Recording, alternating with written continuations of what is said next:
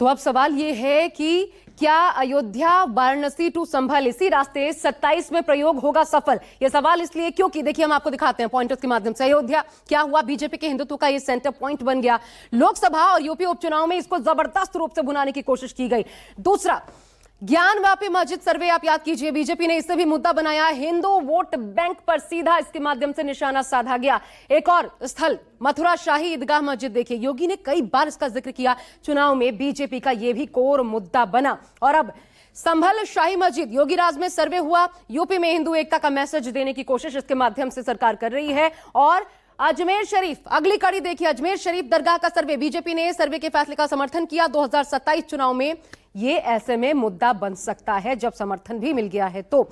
लेकिन इसके साथ साथ पैरेलली अखिलेश यादव अपने पीडीए वाले एजेंडे की उसको लगातार धार देने में जुटे हुए हैं। उपचुनाव के नतीजों ने उनके नैरेटिव पर कोई असर नहीं डाला। तो सवाल ये कि क्या अब भी अखिलेश का पीडीए वाला एजेंडा ही 2027 में सत्ता दिलाने का काम करेगा? देखिए अखिलेश यादव क्या कर रहे हैं। अभी लगातार बीजेपी पर सामाजिक सौहार्द बिगाड़ने का आरोप लगा रहे हैं। उनके तमाम बयान इस प्रकार के सामने आ रहे हैं और जो उन्होंने अपना लिया है वो है सबका साथ सबका विकास, ये वाला फॉर्मूला जिस पर चल रहे हैं। उल्टा अखिलेश यादव इस पर जोर दे रहे हैं। ये कभी बीजेपी का मुद्दा हुआ करता था। बीजेपी के हिंदू एकता पर उनकी काउंटर पॉलिटिक्स इसी रूप में सबका साथ सबका विकास के रूप में सामने आई है। तीसरा, बीजेपी के खिलाफ संविधान विरोधी नैरेटिव, जिसे भले बीजेपी कहे जनता नकार चुकी है लेकिन विपक्ष ने अभी से नहीं छोड़ा है। और दरअसल उन्हीं मुद्दों पर फोकस बनाए रखने के पीछे कारण यह भी है कि अखिलेश यादव उपचुनाव में धांधली का आरोप लगा रहे हैं, नकार रहे हैं उपचुनाव के नतीजों को। और इसके साथ आपने देखा होगा लगातार युवाओं के मुद्दे उठाते हुए खासकर रोजगार पर उनका फोकस है। और ऐसे में नियुक्तियों में पीडीए से अन्याय करने का वो आरोप लगाते रहे हैं। योगी सरकार पर जमकर इसको लेकर हमलावर रहे हैं। तो क्या इन मुद्दों में इतनी धार बनी रहेगी 27 तक? सवाल यह भी उठता है। या फिर हिंदुत्व और हिंदू एकता के आगे बाकी सब कुछ गौण हो जाएगा? भविष्य की राजनीति और चुनावी नतीजे ही इसका सही आकलन कर पाएंगे।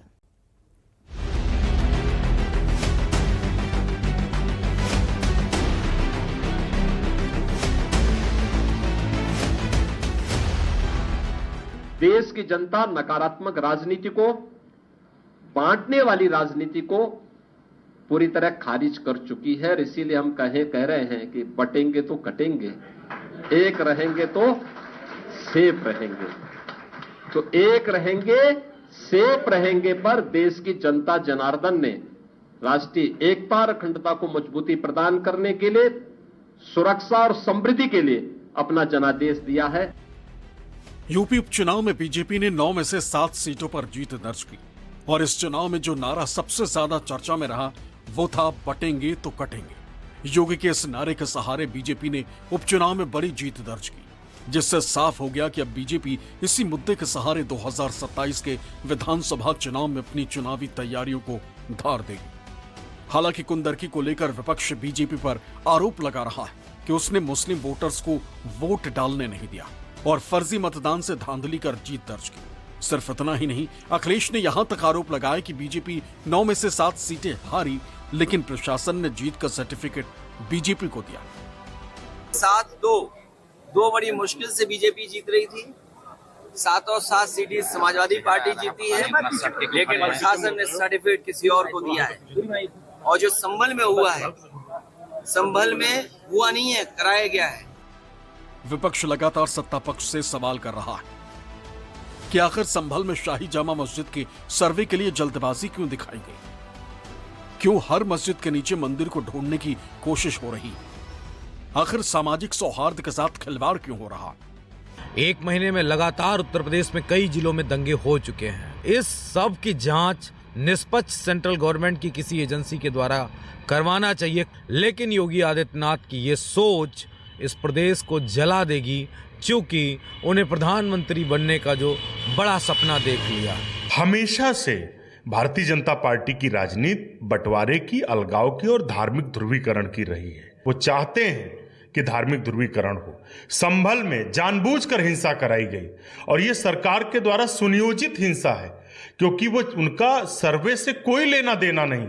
वो इस सर्वे के बहाने हिंसा चाहते हैं। अखिलेश यादव गलत तथ्यों को रखकर, संभल के विषय को गर्म रखकर अपनी राजनीति आगे बढ़ाना चाहते हैं, चमकाना चाहते हैं। मुझे लगता है कि उन्हें इस घिनौने कृत्य से बाज आना चाहिए।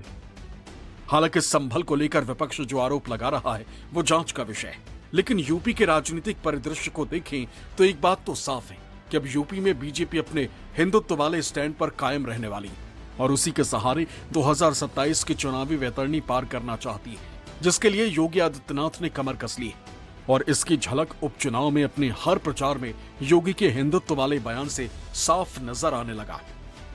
हमने कभी कावड़ यात्रा तो हम निकालने देंगे, लोगों ने कहा दंगा हो जाएगा, हमने कहा एक बार आर पार हो ही जाए, देखा जाएगा। ये जो कार्य हुआ है, जिन लोगों को नहीं करना था वे प्रश्न पहले खड़ा करते थे, आपके अस्तित्व के लिए राम भक्तों पर गोलियां चलाते थे, और आज जब विकास हो रहा है तो विकास में किसी प्रकार से बैरियर बनना है।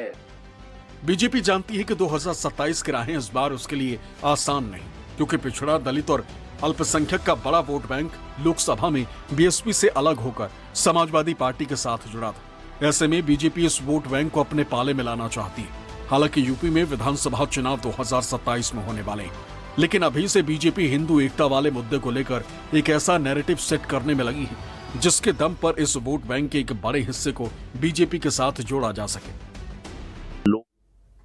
संविधान का बॉन्ड का झूठ बोल के छल से जीत लिया, हम लोग तैयारी में नहीं थे। भाई आपको मुखिया है, भाई मोदी जी को जाता है, पूज्य महाराज जी को जाता है, मुखिया है, उनको दिन रात मेहनत करते हैं, खटते हैं। आप जानते हैं दिल्ली की गद्दी का रास्ता यूपी से होकर गुजरता है। ये वो प्रदेश है जिसने देश को इस साल लोकसभा चुनाव जोड़ दें तो 10 प्रधानमंत्री दिए। तो अगले 29 के लोकसभा चुनाव से पहले यूपी का 2027 विधानसभा चुनाव क्यों इतना अहम है, जिस पर अभी से घमासान चढ़ा हुआ है, हम आपको दिखाते हैं कंपैरिजन।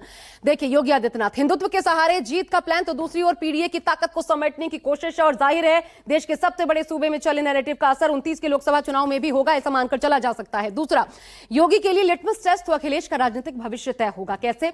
योगी आदित्यनाथ को उनके समर्थक प्रधानमंत्री मोदी का उत्तराधिकारी मानते हैं। इस लिहाज से योगी आदित्यनाथ के लिए यह चुनाव बेहद अहम होगा। साथ ही यूपी का सबसे बड़ा नेता कौन और पीडीए का असली दावेदार कौन, इसके माध्यम से ही पता चलेगा। इसके अलावा गैर यादव, ओबीसी, जाटव, दलित, इस वोट बैंक का टेस्ट होगा। तो पिछड़ा, दलित, अल्पसंख्यक वोट बैंक की भी परीक्षा होगी। कौन किस धड़े के साथ बरकरार है, यह अहम होगा, क्योंकि यही 27 के बाद अगले 2 साल चुनावी समीकरणों के लिहाज से सबसे अहम होने वाला है, दशा दिशा तय करने के लिहाज से। और संगठन की मजबूती की परीक्षा, और उधर भी संगठन की मजबूती की परीक्षा। एक चीज ये जो दोनों ओर कॉमन नजर आएगा। तो यानी 2027 में यूपी न सिर्फ ये तय करेगा कि 27 का सत्ताधीश कौन, बल्कि इसके माध्यम से 29 में सिंहासन का असल हकदार कौन, इसकी भी रूपरेखा तय करेगा। फिलहाल बस